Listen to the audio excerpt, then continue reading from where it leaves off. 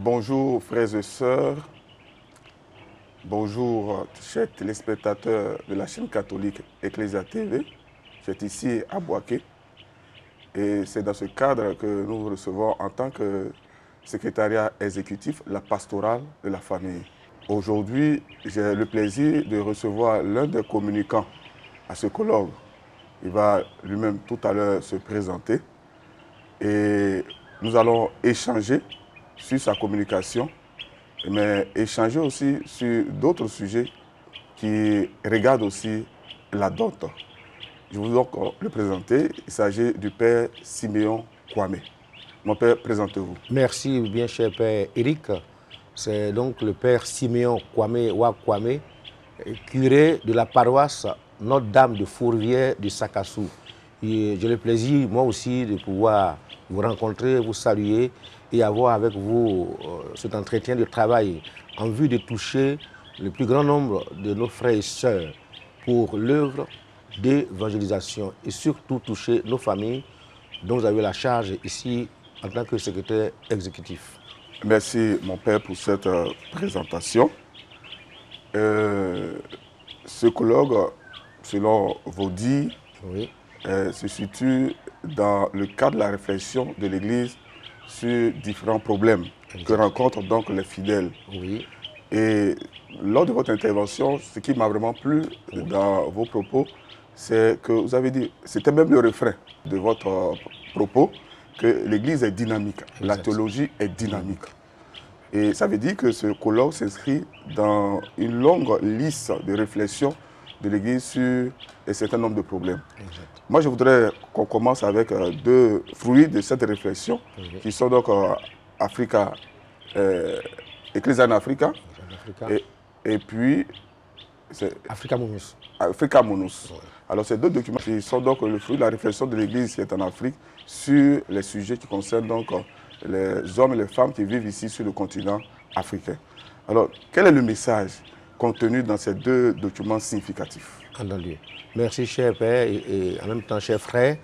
En réalité, nous avons insisté et vous avez vraiment prêté attention. L'Église est dynamique. La théologie est dynamique. En ce sens que la théologie, donc il y a une réflexion, ne doit pas s'arrêter. Elle doit toujours être en mouvement. Parce que la vie elle-même, elle est en mouvement.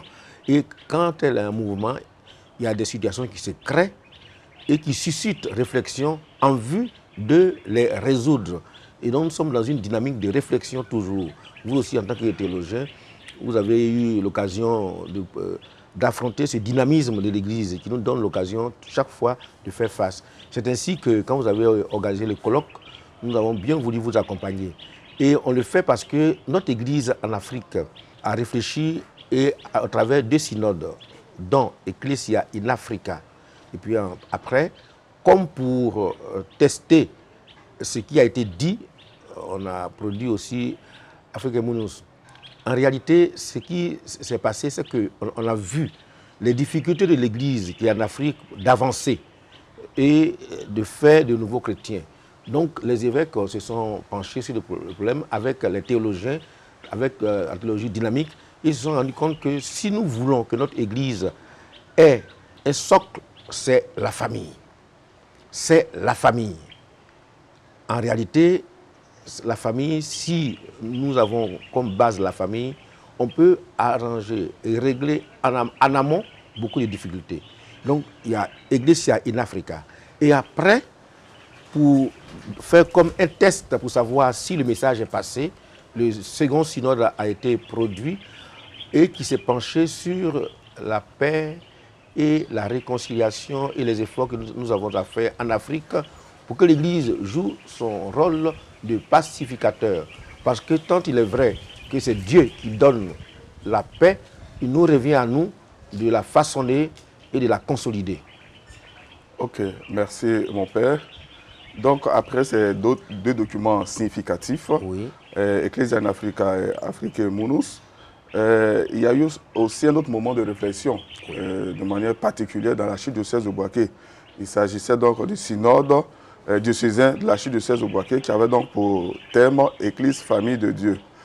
Alors, je voudrais que nous rappeliez un peu les objectifs de ce synode diocésain. D'accord, Père. En réalité, ce qui s'est passé, et ça c'est une grâce, puisque ça a été dit que pour que les choses aillent au mieux, c'est la famille qui est le socle. Donc l'église qui est à Boaké, l'église particulière qui est à Boaké, a dit réfléchissons. Donc nous sommes assis pour réfléchir, pour aller de l'avant. Et pour aller de l'avant, pour réfléchir, on s'est dit que la famille en Afrique est le grand cadeau que Dieu ait pu donner donc, en général aux hommes du monde entier, mais en particulier en Afrique. Parce que chez nous, Africains, nous ne sommes pas seuls. Chez nous, il n'y a pas de fils unique. Chez nous, il n'y a pas de fils adopté. Nous sommes toujours en famille. Ayant vu donc cet atout, l'église donc de Boaké a voulu qu'on se penche sur un synode diocésain comme église famille de Dieu, où le grand-père, le père, la mère, l'enfant, chacun jouant son rôle, nous allons donc pouvoir, on va dire, asseoir notre église qui est à Boaké. Et nous y sommes d'ailleurs. Nous y sommes. Et le colloque dont vous avez eu la charge de mener a pour nous, comme chance, récupéré. Parce que les documents ont été produits. Mais il faut les valoriser et les vivre. Donc votre colloque récupère donc une facette importante qui est la famille pour nous rappeler que ce qui a été dit doit être suivi d'actes précis. Donc en ce sens-là, nous tenons à vous dire merci parce que vous êtes en train de valoriser, mettre en valeur les propositions claires de notre synode diocésain, Église, famille de Dieu. Alors nous savons aussi que l'évangile est accueilli dans une culture. Exact. L'évangile a été accueilli dans la culture sémitique. Et aujourd'hui, cet évangile est accueilli dans la culture baoulé. Ça veut dire qu'il y a une rencontre entre l'évangile et cette culture. Il y a un proverbe guinéen qui dit qu'on ne voyage pas à sa culture. Exact. Mais pourtant, on a besoin de la culture pour rencontrer donc l'évangile. Alors, comment on peut définir la culture selon vous? Voilà, la culture, au premier sens, c'est cultiver la terre. Mais au-delà, la culture, c'est l'ensemble des coutumes et des us et coutumes, des comportements, et qui caractérise un peuple, un groupe dans lequel il travaille, il vit. En réalité, la culture, c'est notre manière d'être. Et on croit que la culture, c'est comme un vêtement qu'on pouvait porter et après ranger au rencard. Que non, la culture, c'est ce qui véhicule notre quotidien, c'est ce qui véhicule notre vie. Et nous avons une culture propre, qui est d'abord les cultures africaines. Tout à l'heure, je vais échanger avec vous, avec des points de similitude importants. Et nous avons aussi la culture baoulé. La culture baoulé, là où nous sommes assis sur des chaises baoulées. Et en baoulé, qu'on appelle dilanga. Dilanga. En baoulé, figurez-vous, dans la culture où vous testez, les chaises sont exposées, mais à toi de savoir choisir ta chaise. En fait, la chaise, si tu es dans la culture, c'est celle qui te sied. C'est celle qui te sied. Et comme vous avez dit tout à l'heure, dilanga, et ça dima et ça langa. Voilà. Ça veut dire, pour que, et ça c'est, vous m'amenez à donner une bonne traduction à travers un proverbe chez nous qui dit, en Afrique, en baoulé, pour que tu puisses étendre les pieds, il faut que les fesses soient bien posées sur la chaise. Voici le sens de la culture. Ok. Alors, donc après cette définition de la culture, une autre question me vient en tête, c'est donc de savoir quelles sont les similitudes, les traits saillants donc, des cultures africaines. D'accord. Les cultures africaines, vous avez bien fait de me poser la question en disant les cultures, parce qu'il n'y a pas une seule culture, il y a des cultures. Et donc, dans les cultures, on a fait, après étude, il y a des similitudes. Mais, en gros, pour les peuples d'Afrique, dans leur culture, c'est d'abord, la victoire de la vie sur la mort. Ça veut dire, l'Africain, ce qu'il fait, il s'attache tous les pouvoirs possibles afin de surmonter et les maladies, afin de réussir, et au final, c'est afin d'avoir une victoire de la vie sur la mort. Et en ce sens, figurez-vous que ces cultures sont une préparation pour la culture chrétienne. D'autant que le Christ est venu pour que nous ayons la vie et la vie en abondance. Donc toutes nos cultures qui travaillent et qui s'attachent à toutes ces forces qu'elles trouvent en vue d'avoir une victoire sur la mort, le Christ est venu définitivement nous donner cette culture. Puisqu'il est mort, il est ressuscité et il dit, celui qui me suit et fait comme moi vivra éternellement. Et en ce sens-là, nos cultures africaines sont une préparation. Et tout à l'heure, on va encore aborder ce sujet. Donc, ce sont des atouts. Parce que quand on prend les cultures, on a l'impression qu'on récupère les côtés négatifs. Il y en a. Les côtés négatifs, il y en a. Voici comme dans toutes les cultures d'ailleurs. Comme dans toutes les cultures d'ailleurs. Voici pourquoi nous allons parler des rencontres. Cette rencontre nous permettra de pouvoir assainir nos cultures. Mais voyez-vous, on part de quelque part. Nul ne parle de nulle part. Et nous, Africains, nous partons de notre culture. Il faut qu'il y ait la nature avant que la grâce vienne y travailler, y s'asseoir. D'où l'importance de nos cultures. Et donc la similitude, c'est la victoire de la vie sur la mort.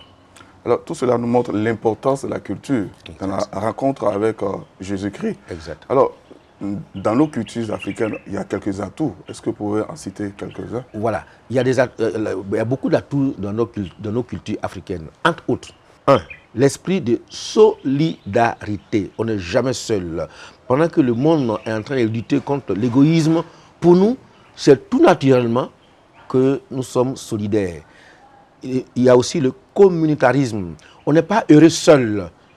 Ce qui appartient à un appartient aux autres. Il y a aussi l'esprit de fraternité. Et voilà pourquoi on comprend, quand on dit les frères de Jésus, nous on comprend aussitôt. Parce qu'en Afrique, on n'a pas l'expression pour détailler en disant c'est mon cousin, c'est mon frère. C'est mon frère, on te dit voici ton frère, voici ton père. C'est tant ici bien qu'on a oublié de demander c'est ton vrai père et on dit peu importe. Voici les atouts de la culture africaine. Et puis aussi, il y a un autre atout de la culture africaine que nous voulons mettre en relief, c'est qu'en Afrique, quand vous vous sentez en danger, il suffit de crier, d'appeler au renfort. Et en Afrique, quelqu'un sortira toujours. Et ça, c'est la valeur qui rejoint la culture chrétienne qui dit, quand toutes les portes semblent être fermées, lève la tête, il y a toujours une fenêtre qui est ouverte. On n'est jamais seul. On est toujours en famille. Voici pourquoi l'expression, la dernière fois, quand vous et moi nous avons échangé, c'est en même temps un atout, quoi que les gens voient comme un frein. Ça veut dire quoi? Quand on va seul, et c'est le monde actuel, égoïste, on va plus vite, on va à son rythme, avec ses moyens. Mais nous en Afrique, on ne fait pas ainsi. On va avec d'autres personnes qui nous freinent. Mais les autres personnes qui nous freinent nous donnent l'occasion de dire attention, ici il y a une piste, attention, ici il y a une embûche. Donc quand on va avec plusieurs, on va plus lentement, mais attention, on va plus loin. Alors la question qu'on se pose, c'est de savoir quel pourrait être l'apport des cultures africaines. Maintenant, parlons de cultures africaines. Exact. De cultures africaines, donc à l'œuvre d'évangélisation aujourd'hui. D'accord. Vous savez, on parle assez souvent, peut-être sans y mettre la profondeur, l'inculturation. Jésus est né dans une culture. Vous et moi, nous sommes nés dans une culture. Il ne faut pas avoir honte de sa culture. Et Dieu assume notre culture. Il prend. C'est lui qui nous a créés. Et il nous a créés dans une culture. Et nous croyons que les cultures africaines peuvent être un atout pour l'évangélisation. Je prends le premier atout de nos cultures africaines. On appelle ça l'hospitalité, qu'il faut changer avec le terme des étrangers. Non, non, non, non. C'est notre hôte. Hospitalité, c'est notre hôte. Et l'hôte, il est mieux traité que les enfants de la maison. Ça veut dire quoi? Ça veut dire que pour nous, l'évangile, avec nos cultures africaines, on n'accueille pas l'évangile comme quelque chose qui vient d'ailleurs. On n'accueille pas Jésus comme une personne qui vient d'ailleurs. On accueille Jésus, selon notre culture africaine, nos cultures africaines de l'hospitalité, comme un des nôtres. On lui donne à asseoir. Il s'assoit. On lui donne à boire. Et puis, vous savez quoi, dans nos cultures africaines, on le retient. Quand on tient à quelqu'un, on le retient. Donc, on lui dit symboliquement, donne tes bagages pour qu'on aille déposer. Autrement dit, la personne n'est jamais de passage. Elle doit être là. Et donc, notre culture africaine qui demande à ce que nous soyons là et vivre avec est une porte ouverte pour accueillir le Christ il ne veut pas être dans notre vie de passage, mais qui veut rester avec nous. Reste avec nous, Seigneur, parce que le soir tombe. Donc, il accepte, d'où l'importance de nos cultures africaines en vue d'approfondir notre évangélisation. Ok, alors, tout à l'heure, dans la réponse à la dernière question, vous avez utilisé une expression, l'évangélisation en profondeur de l'Afrique. Je voudrais comprendre cela. D'accord. Et nos téléspectateurs avec moi. Merci, Père. En réalité, vous avez eu cette opportunité, c'est une grâce, de pouvoir approfondir les études à travers celles que vous avez eu à faire de l'extérieur, à Rome. Et vous avez coïncidé, puisque vous avez fait l'Europe, vous avez coïncidé avec nos frères là-bas qui parlent de nouvelle évangélisation. Sans faire attention, on a pris ce thème et on a voulu plaquer sur notre Afrique. Nous ne sommes pas en train de faire une nouvelle évangélisation. Nous sommes à la première, tout à fait, qui n'a pas encore abouti. Et donc, ce que nous voulons faire, c'est évangéliser en profondeur. Ça veut dire quoi? Ça veut dire que l'Africain, comme il veut tellement s'associer toutes les forces vitales en vue d'avoir cette victoire, il s'est dit que tout ce qui vient, je prends. Je vais vous donner un exemple. En Afrique, par exemple, vous savez, quand en Europe, il y a un médicament qui est prescrit, qui ne fait pas effet, qu'est-ce qu'on fait? On retire et on fait une nouvelle prescription. Mais en Afrique, regardez celui qui est malade, il a 7 canaries. Quand il prend un médicament, il ne le jette pas. Il prend un autre et il complète, au cas où. Pas parce qu'il a peur, mais il veut tellement s'en sortir que tout est bon. Finalement, qu'est-ce qu'il a guéri? C'est tout ensemble. C'est tout ensemble. On ne sait pas lequel, mais tout ensemble. Cela est révélateur. Et en profondeur, ça veut dire quoi? Ça veut dire qu'on n'a pas encore assimilé le fait qu'il faut qu'on laisse tous les autres canaries, qu'on prenne un seul, qui est le Christ. Donc, la journée, tu vas à la messe. Le soir, quand tu as un souci, ne va pas ailleurs. Quand je dis ailleurs, il ne faut pas aller consulter. Parce que les mêmes chrétiens qui vont à l'église le matin, les mêmes chrétiens vont ailleurs pour consulter le soir. Ça veut dire que l'évangile n'est pas encore en profondeur. Il n'a pas encore pris le tout. Donc, notre travail, pour le moment, ce n'est pas une nouvelle évangélisation. C'est la première que nous avons reçue. Comment le mettre en profondeur? C'est-à-dire qu'il faut que ça entre dans notre être. Il faut qu'on sente, d'où l'expression, il ne faut pas qu'il y ait dichotomie. Ça veut dire séparation. Parce que nous, ce qu'on fait, quand il y a une dichotomie, c'est-à-dire l'évangile qui n'est pas encore entré en profondeur, fait que nous sommes chrétiens, mais quand il y a des soucis, et Dieu sait ce qu'il y en a, on retombe rapidement. Ça veut dire que l'évangile n'est pas encore en profondeur. Vivement qu'il soit en profondeur, qu'il prenne tout notre être. Car le Christ peut sauver la personne africaine entièrement et totalement. Ok, merci pour cette réponse. Alors la question qui me vient en tête après ce que vous venez de dire, c'est que nous voulons évangéliser donc le monde, mais en particulier le pays baoulé. Oui. Alors quels sont les fondamentaux pour le pays baoulé? D'accord, merci Père. Le pays baoulé, il se caractérise par, dès le jeune âge, une éducation. Une très bonne éducation. Une éducation qui a des similitudes dans ce qu'on appelle un processus d'initiation. On t'éduque, mais après, il faut qu'on te mette à l'écart. L'éducation n'est pas faite seulement par le père et la mère. L'éducation est faite par les oncles également, par les tantes, et après par un clan. Voici chez les Baoulés, par un clan.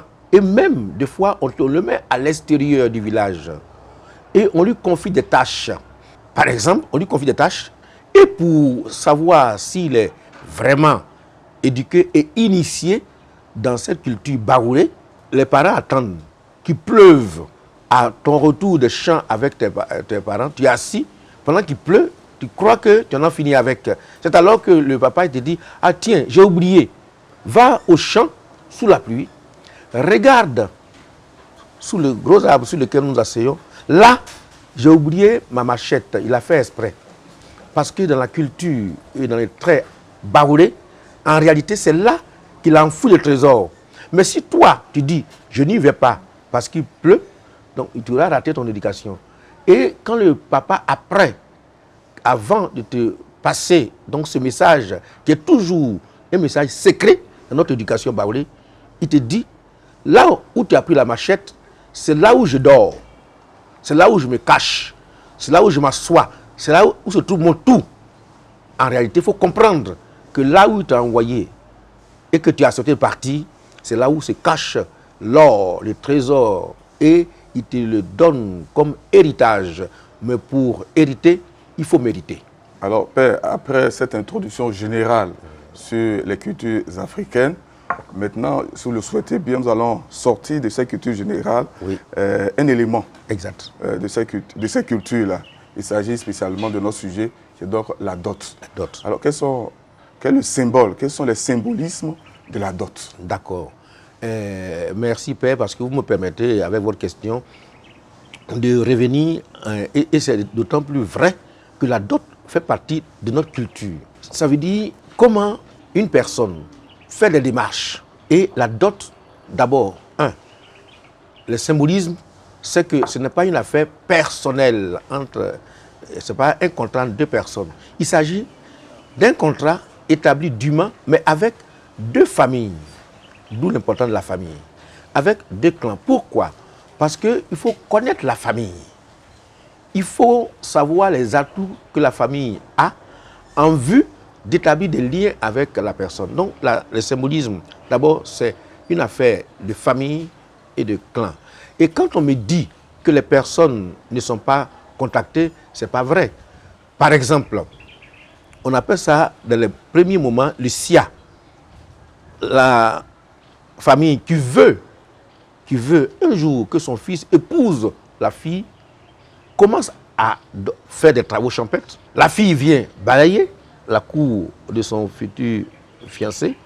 Et puis, les parents demandent, est-ce que nous sommes redevables à cette famille? On dit non.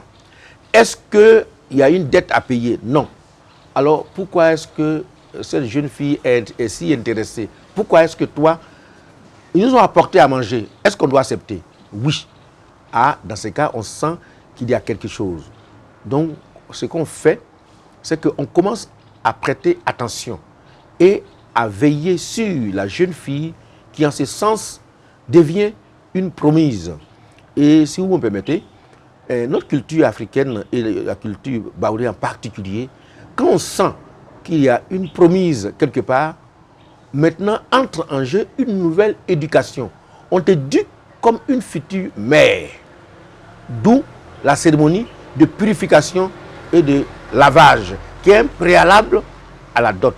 Je vous laisse pour que, à travers les questions, on commence à aller doucement, doucement. Donc, le préalable, purification, laver. Parce que quand on n'est pas purifié, lavé, s'il arrive qu'il y a une naissance, une conception, ça n'entre pas dans les canaux de la culture baoulée. On appelle ça Abongbenouba, Guasuba. Et cet enfant, attention, pas qu'il y ait un malheur qu'il doit traverser, mais il est identifié comme celui qui n'est pas venu dans les canaux normaux. Et donc déjà, au préalable, il y a un souci. Donc, je vous disais, on purifie. Et nous, Église, quand l'enfant vient, on nous l'apporte à l'église parce qu'on veut s'en séparer ou s'en débarrasser. Donc pourquoi est-ce que notre église ne réfléchirait pas à la chose suivante? Qu'on nous aussi, autant on le fait dans la culture baoulée, pourquoi est-ce que l'église qui a Boaké, en train de réfléchir sur la famille, ne pourrait pas donner ça comme une norme? Ça veut dire quoi? Ça veut dire qu'une fois que la cérémonie est faite, le dimanche qui suit, on va à l'église, on présente les jeunes filles, le prêtre prie pour la jeune fille et lui impose les mains afin que le Dieu, qui est le créateur de tous les hommes, prenne cette fille qui vient de passer par une étape A à une étape B pour dire, Dieu, c'est toi qui es la source de la vie. Et cette jeune fille, ceux qui nous imposons les mains, va avoir la grâce de procréer. Nous voulons que toi, qui es l'auteur de la vie, lui donnes cette grâce spéciale en la purifiant et en la préparant. Voici ce que l'Église, pour une approche pastorale, pourrait faire de la cérémonie de lavage, de laver et de purifier.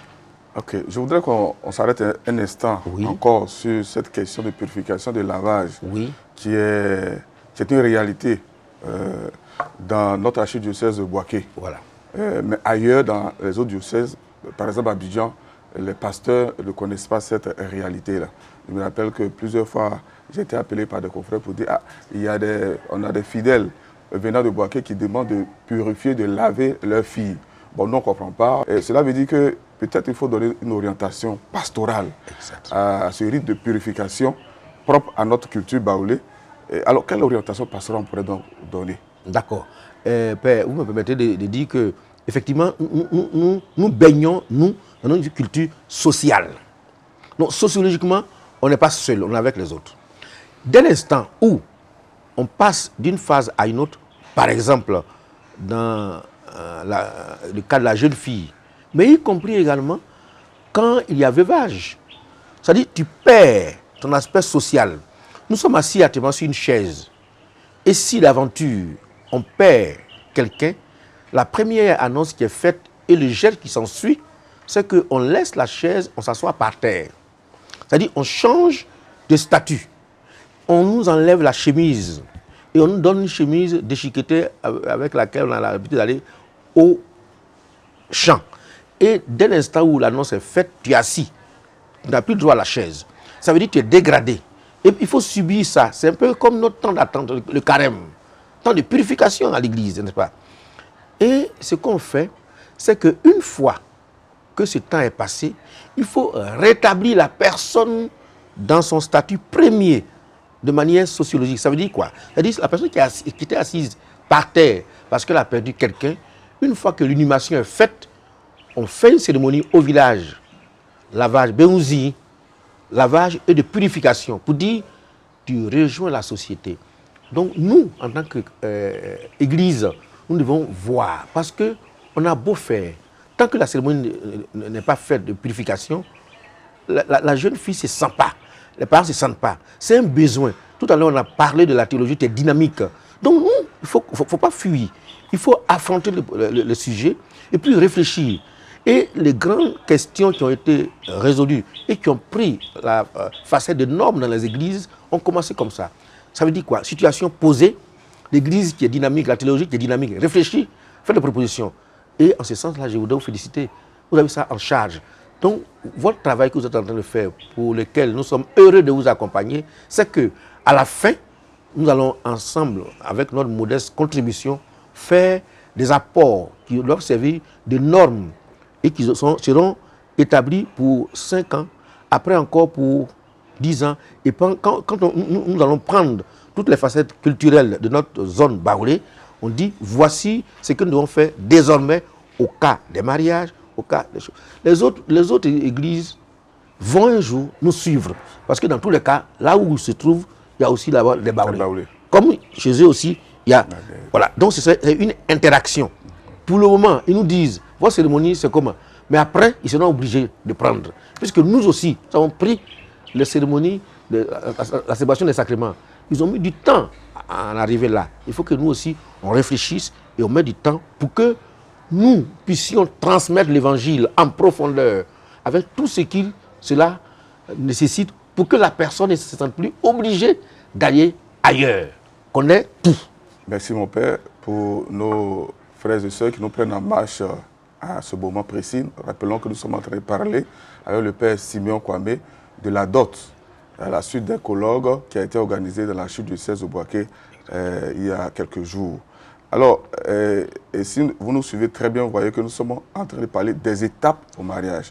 Parce que la dot, à ma connaissance, n'est pas le mariage. C'est une étape essentielle, mais n'est pas le mariage. Exact. Alors nous avons parlé de la purification, peut-être c'est la première étape, sur le chemin qui mène vers le mariage. Oui. Maintenant, je voudrais qu'on s'arrête sur la deuxième étape, on peut dire ainsi, c'est l'étape de la tomblée. Comment comprendre donc la tomblée? D'accord.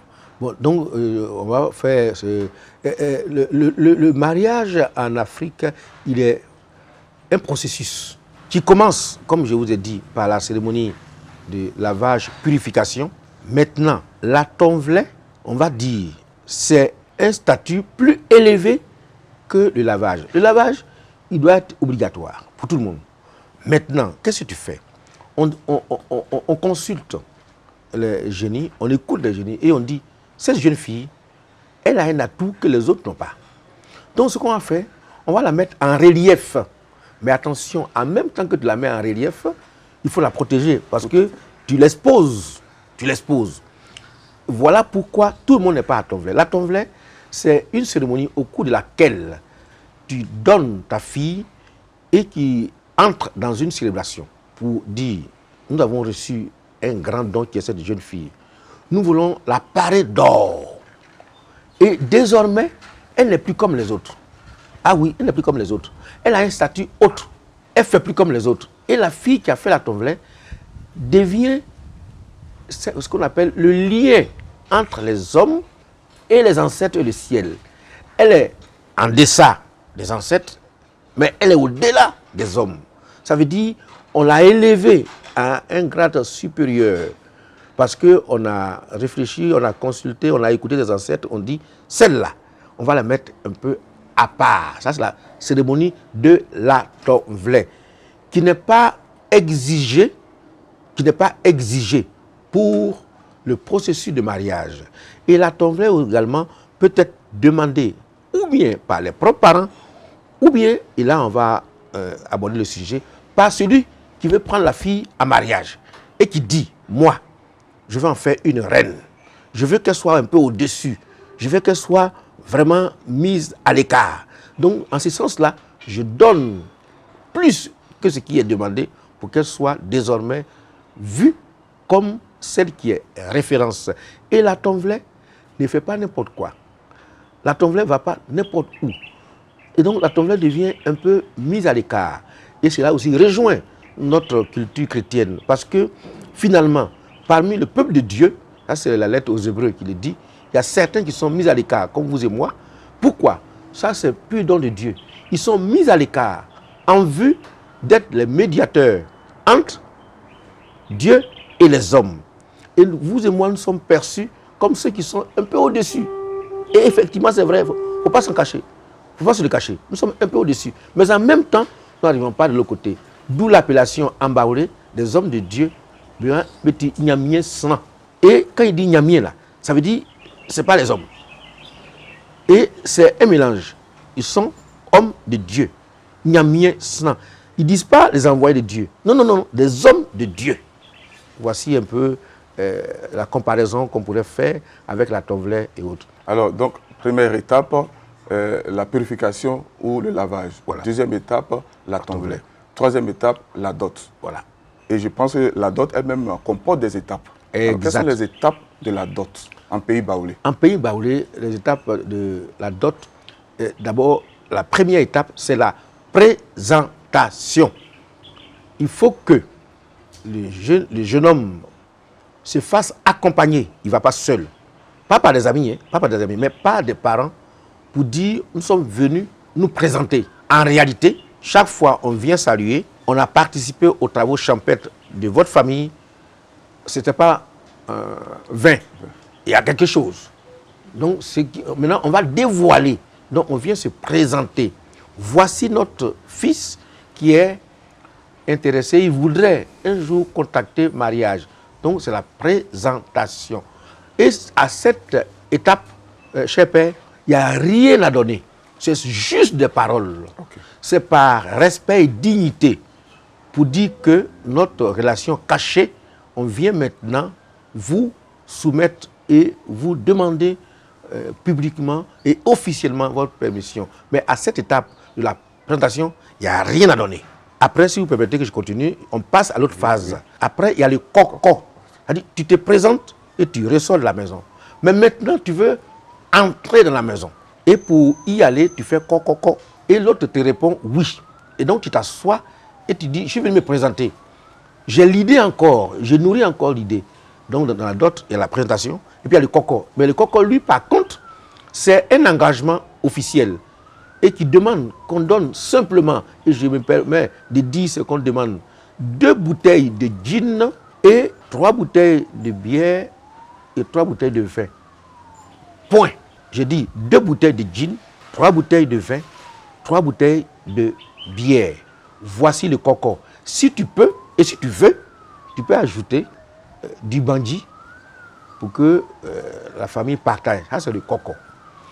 Maintenant, une fois qu'on a dit, on est d'accord, on accepte, tu te retires et tu ne repars prendre encore de la force 3 mois après, 6 mois après, 1 an après. Mais attention, une fois que tu t'es présenté, première chose, tu as fait coco, il ne faut pas non plus trop allonger le temps.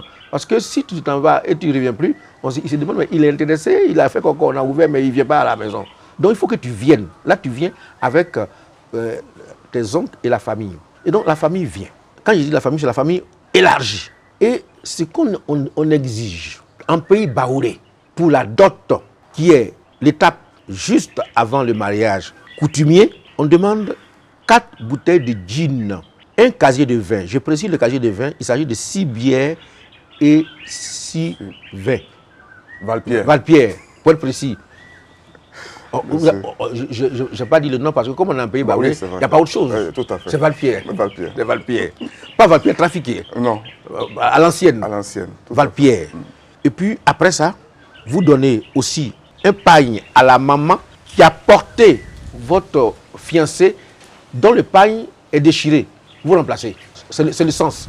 Je donne un pagne parce que la maman s'est servie du pagne pour mettre au dos celle qui est devenue aujourd'hui jeune fille.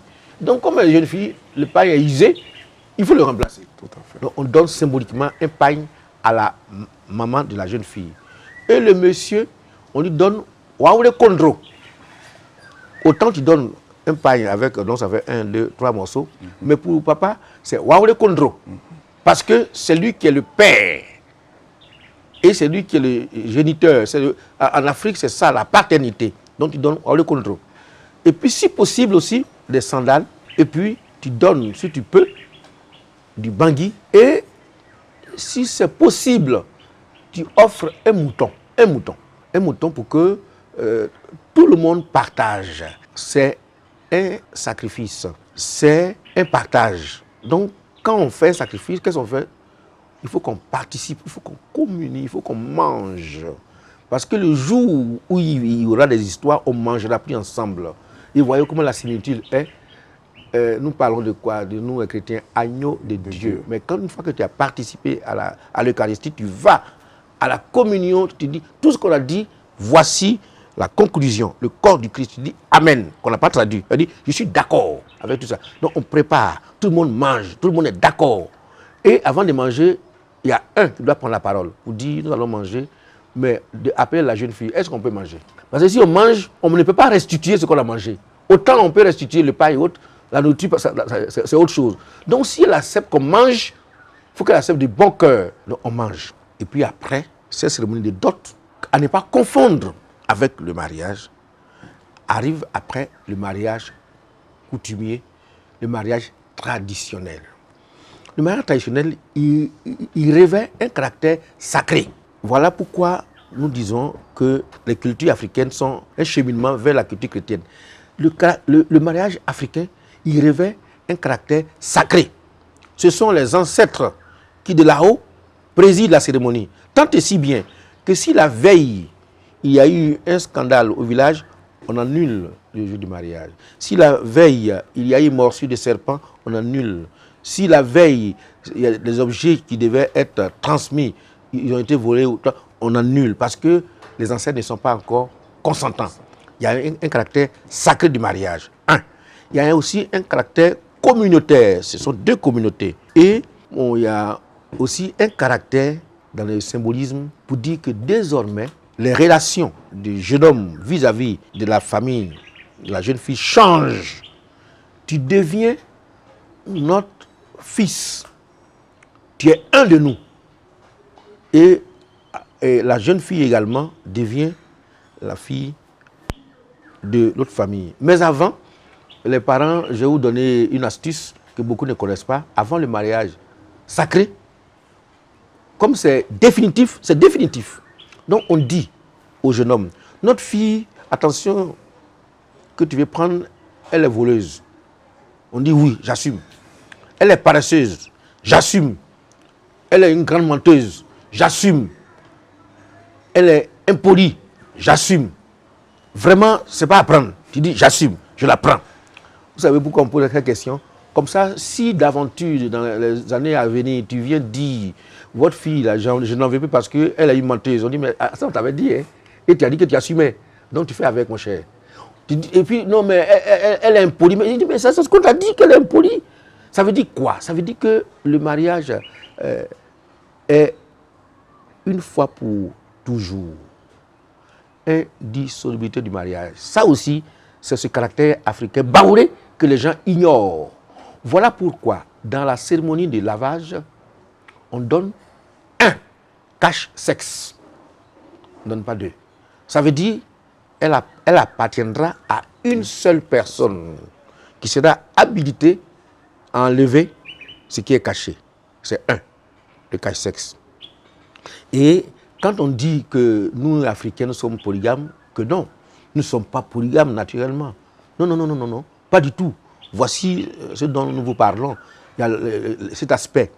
Et donc, au vu de tout ça, avec toutes ces richesses que le mariage coutumier africain véhicule, n'est-ce pas une préparation déjà pour notre Église?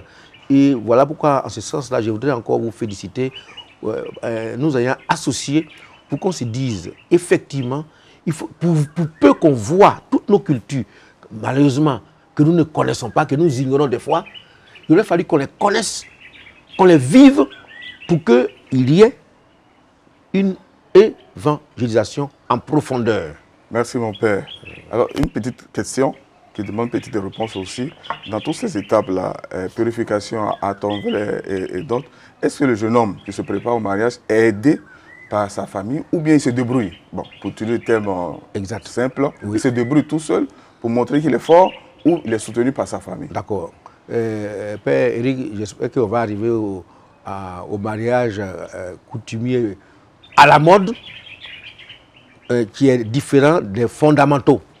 Effectivement, le jeune homme, on le marie. Et donc, il est aidé. Il est soutenu.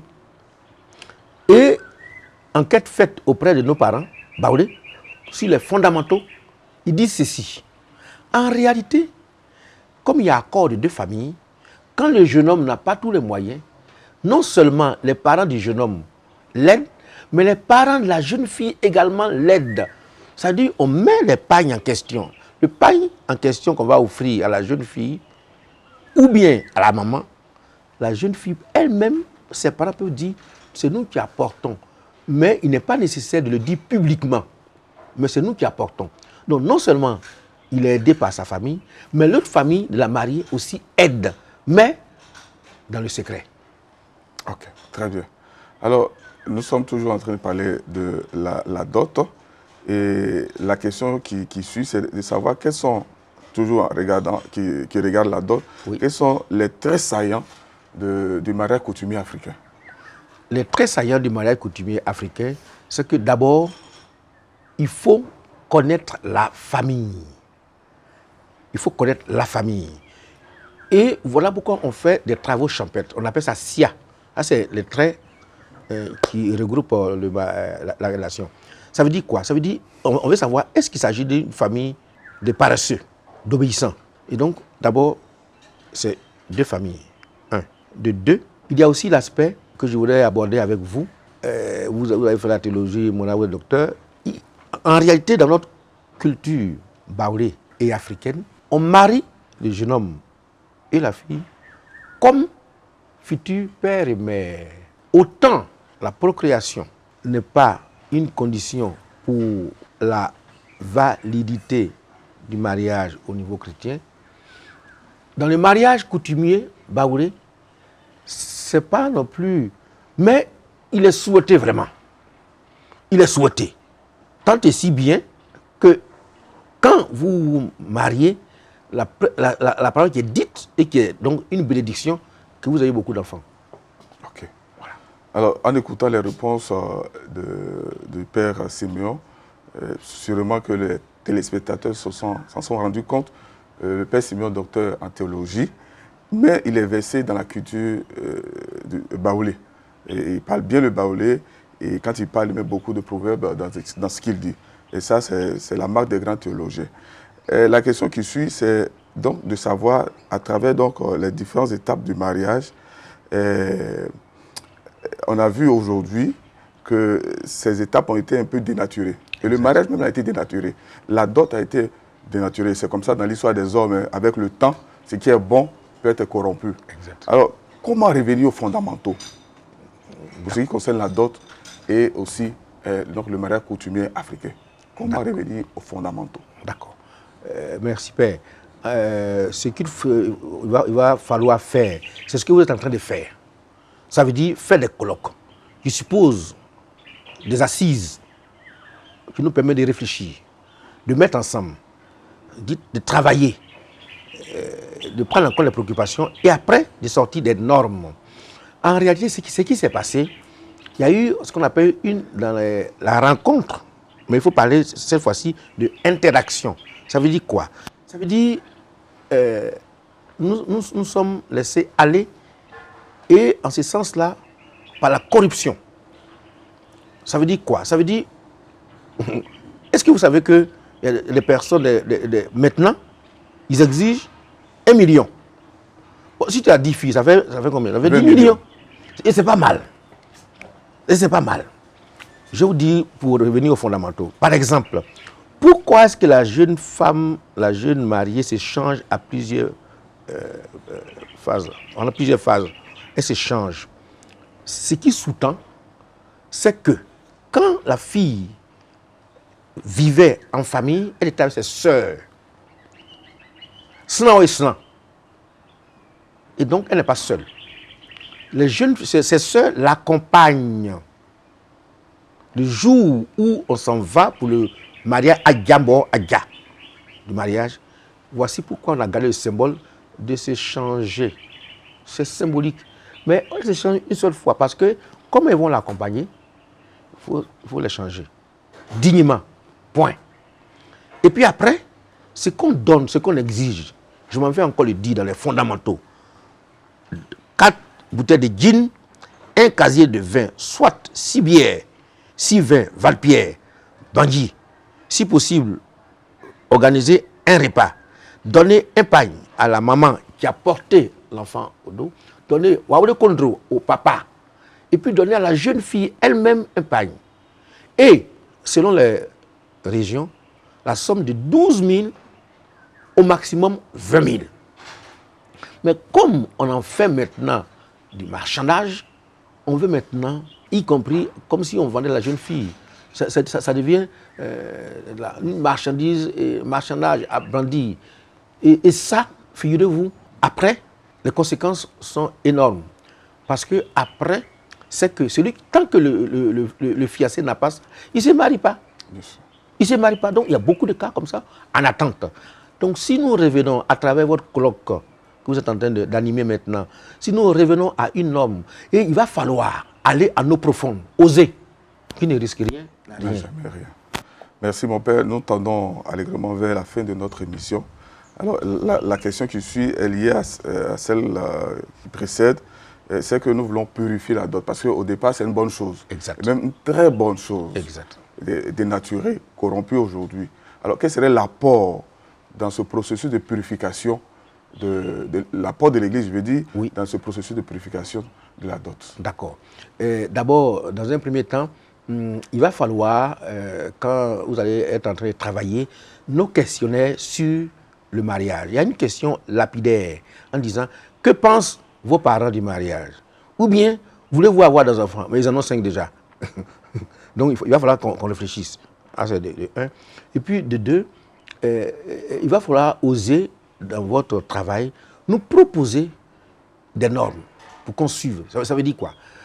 Désormais, après réflexion, après colloque, le secrétariat exécutif de la famille, dirigé par le père Éric, propose ce qui suit.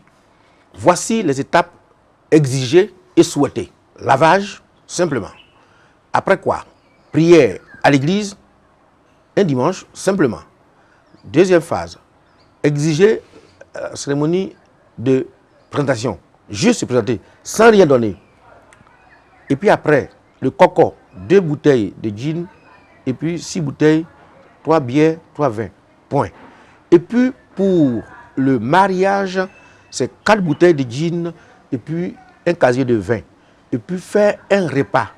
Et puis donner un pagne au papa, un pagne qui sert de remplacer le pagne utilisé par la maman pour porter son bébé, un pagne à la jeune fille, et puis, symboliquement, un repas fraternel.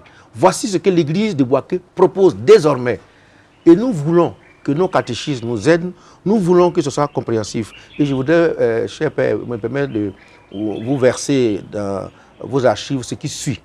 Nous avons assisté une fois où ils sont venus d'ailleurs avec 500 000, avec 18 pagnes, avec 10 bouteilles de gin, avec des cartons de vin, les vins bouchés. Donc le papa, il a regardé tout ça, il a soufflé à l'oreille de l'oncle pour dire, si c'est pour ma fille, j'en veux pas. Il a osé retirer tout. Et selon la coutume, voilà ce que je prends. Ça, chapeau à lui.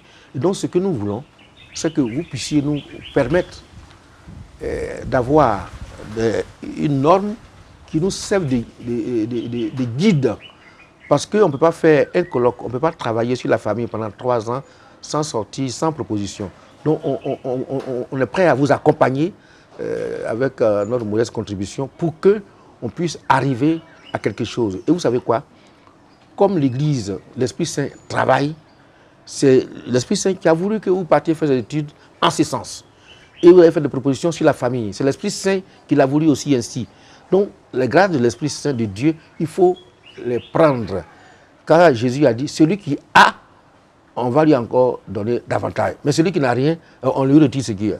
Donc, vous avez reçu beaucoup, parce que vous êtes docteur et vous travaillez sur les familles, parce que vous avez fait votre spécialité. Donc, nous voulons vous accompagner pour qu'il y ait, à travers vous, une norme qui sera purifiée, qui sera proposée, qui va servir, Dieu dans sa grâce, un jour de norme pour l'archidiocèse de Bouaké. Merci mon père pour votre accompagnement. C'est l'avant-dernière question. Quelle grande orientation théologique et pastorale l'Église de Bouaké peut apporter dans la recherche d'une norme dans ces célébrations de la dot et du mariage coutumier? D'accord. Ce qu'on peut apporter théologiquement, c'est de souligner l'aspect sacré du mariage coutumier, qui rejoint le mariage effectivement chrétien. Et dans le sacrement, il faut savoir que le mariage est un sacrement, mais en même temps, c'était célébré dans toutes les cultures. Et voilà. Donc si théologiquement, on maintient l'aspect sacré du mariage coutumier, on gagnera. 1. De 2, nous proposons aussi théologiquement et nous assumons pour dire que dans le mariage coutumier africain, c'est un homme avec une jeune fille. C'est la monogamie. Et puis, comme son famille, c'est privilégié également. Et bon, donc on évite les avortements, on évite aussi se débarrasser, parce que le mariage, théologiquement, il est célébré en vue de procréer. C'est Dieu qui crée, mais il donne à la jeune fille de procréer. Donc nous voulons aussi que la vie que nous tous nous cherchons, et c'est ce que la conception africaine, c'est la victoire de la vie sur la mort. Mais la vie est donnée où? À travers la famille, à travers le mariage. Donc théologiquement, ce que nous voulons donner comme initiative, c'est qu'on voit, on revoit et on insiste sur l'aspect sacré du mariage, sur les questions de famille. Il s'agit de donc un contrat dans la société, d'un groupe social avec un autre groupe, et puis savoir également réduire les frais exorbitants qu'on a l'habitude de planifier et que l'argent ne règle pas ce problème. Mais c'est une affaire plus profonde. Il s'agit de Dieu qui crée et que nous puissions participer à cette procréation à travers ce que nous allons vous aider à proposer modestement comme norme. Merci mon père. La dernière question. Alors tout ceci est fait, les recherches, les propositions, orientations pour le bien de la famille. Exact. Qui commence avec donc, le mariage. Oui. Parce que la famille naît du mariage. Oui. Alors la dernière question serait, quel impact peut apporter ces différentes recherches dont vous êtes en train de parler actuellement à nos familles. D'accord. Comme disait Monseigneur Awana, il faut qu'après on descende, on atterrisse dans nos familles. Exact. On ne reste pas au niveau donc, des théories. D'accord. Bon, l'impact que nous sommes en train de faire sur nos familles, c'est qu'effectivement, nos familles sont déboussolées, désorientées en soi. Mais en même temps, les familles sont attaquées de l'extérieur. Il suffit de jeter un coup d'œil sur la télévision pour que les enfants prennent cette initiative qui est proposée par les masses médias. Ça veut dire, le jeune homme, il est fier de dire à ses parents, je fais de ma vie ce que je veux. Et puis, il claque la porte. Et puis, les jeunes garçons disent, oh, ils applaudissent. La jeune fille dit, je fais de ce que je veux de ma vie, j'ai choisi qui je veux. Il faudrait que l'impact de ce colloque et de secrétariat de la famille, on revienne par exemple sur le respect. Le respect. Ça veut dire que tu n'as pas eu le droit d'élever le ton sur ton papa, sur tes parents, sur les personnes plus âgées. On dit en baoulé, on ne croit pas ça veut dire que nos parents, ce sont nos géniteurs. Pourquoi est-ce qu'ils doivent nous subir? Et cela rejoint également les normatives chrétiennes. Honore ton père et ta mère dans les commandements. Et puis si tu veux avoir une vie longue, il faut également les obéir. Si tu veux avoir une vie riche, également. Donc c'est prendre tout cela pour dire au cours de nos enseignements, de nos prédications, nous voulons une famille nouvelle, avec une base solide, faite de respect, de solidarité, de fraternité et d'amour. Les enfants ne se parlent plus, les parents savent, ils se taisent, ils sont complices. La jeune fille sort, elle n'entre pas à la maison, les parents se taisent, ils sont complices. Donc l'impact, c'est interpeller les parents. Chacun, au niveau où il se trouve, doit assumer sa responsabilité. Parce que, et au final, Dieu nous regarde. Et Dieu va nous demander des comptes. Et la famille qui est attaquée à l'extérieur, la famille qui est attaquée à l'intérieur, l'impact, c'est que au sortir de ces 3 années ou 5 années sur les familles soient assez solides. Parce que pour t'attaquer, il faudrait qu'il y ait une fente déjà. Et s'il y a une fente dans la famille, elle est attaquable. Je termine avec cette image forte. Un papa, avant de rendre l'âme, il appelle donc ses 10 enfants et qui sont devant. Il dit que chacun prenne un morceau de bois. Chacun a pris un morceau de bois. Il dit bon, que chacun casse son morceau de bois que je viens de donner. Chacun casse son morceau de bois. Il dit après, voilà, je vous donne encore chacun un morceau de bois. Mais cette fois-ci, il faut qu'on attache les 10 ensemble. Et puis il prend les 10 morceaux de bois attachés ensemble, il remet à un enfant, il dit, au premier fils, il dit, casse-le. Il n'y arrive pas. Et toi, casse-le, il n'y arrive pas. Il dit, voilà le symbole que je vais vous laisser.